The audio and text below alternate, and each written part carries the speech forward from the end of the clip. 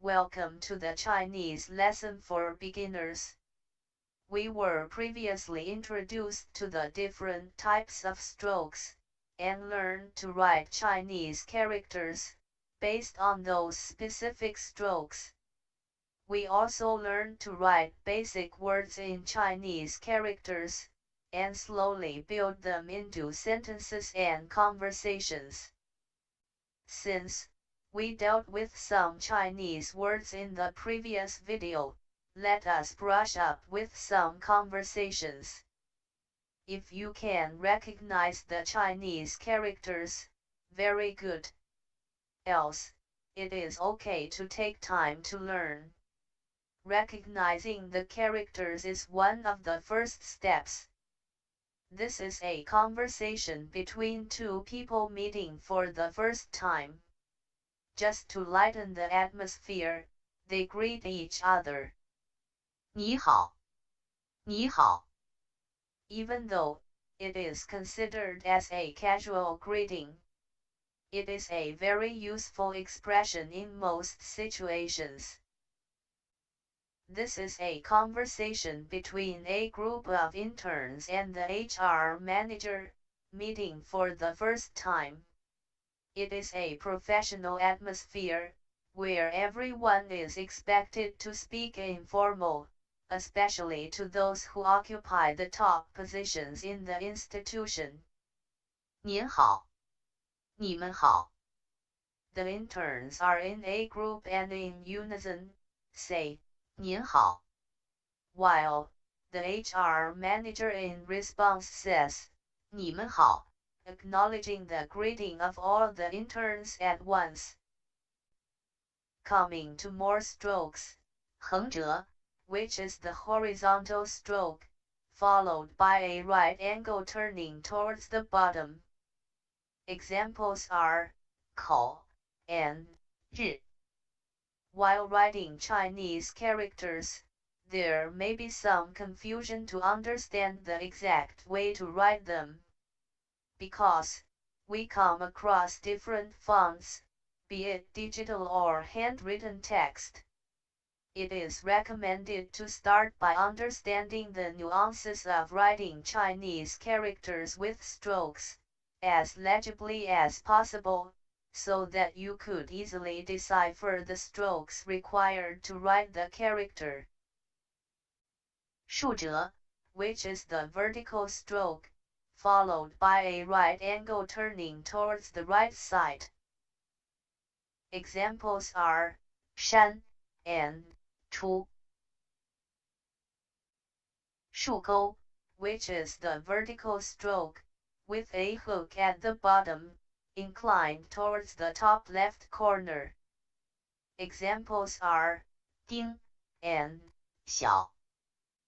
Let's learn to write some Chinese words in 汉字. 见, which means to see, especially in the context of meeting. 见, 见. 谢谢, which means thanks. 谢谢, 谢谢.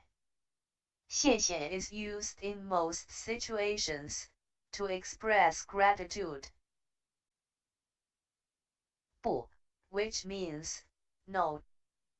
不, 不. 不客气, which means you're welcome. 不客气, 不客气. 再见, which means goodbye. 再见, 再见. 谢谢你, which means thank you. 谢谢你, 谢谢你. This is a very heartfelt expression of gratitude. 谢谢 and 谢谢你 are different in this aspect. However, both convey the same message. 不谢, which means no, thanks. 不谢, 不谢. This is a polite way to refuse a kind gesture offered by someone. Here is a situation. Your friend offers you a favor, and you are very pleased by the timely help. Can you guess the Chinese characters given below? Take your time to recognize them. Practice with yourself, then take it to the next level by having a real-time interaction with your friend. 谢谢你。不客气。This conversation is suitable for most situations. However, you could also make it more formal by saying, 谢谢您。or even say, 不用谢。which is a casual way to say, you're welcome. There are many interpretations based on the situation. So, use them wisely. In this situation, you had a great time with your friend, and it is time to leave.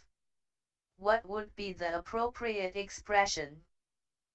Have a guess in identifying the Chinese characters. 再见。再见。Here is another segment based on stroke orders. 横折钩 which is the horizontal stroke, with a right angle turning toward the bottom, with a hook at the bottom. Examples are 门 and 月。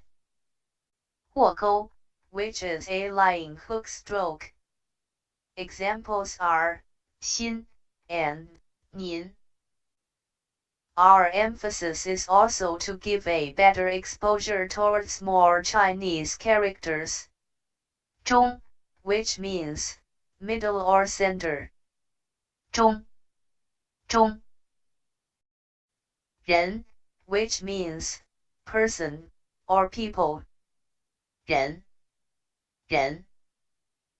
There are certain rules which we need to remember while writing Chinese characters. The horizontal stroke always precedes the vertical stroke. For example, while writing 十 the horizontal stroke is made first, followed by the vertical stroke. The left falling stroke always precedes the right falling stroke.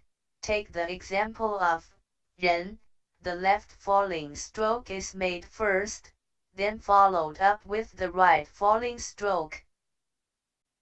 We will conclude the class by illustrating a stepwise sentence construction. 叫 which means to call or be called. 叫。叫。什么 which means what. 什么。什么。名字 which means name. 名字。名字。Based on the vocabulary we learned, let's construct the sentence. 你叫什么名字 which means what is your name. 你叫什么名字你叫什么名字 Thank you for the patient learning.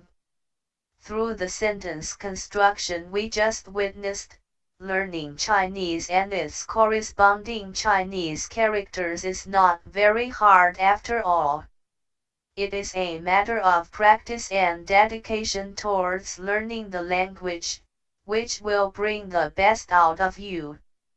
It is recommended to keep a separate note dedicated to write and practice Chinese characters. Eventually, you would not only be able to read Chinese characters with ease, but also be able to write them flawlessly.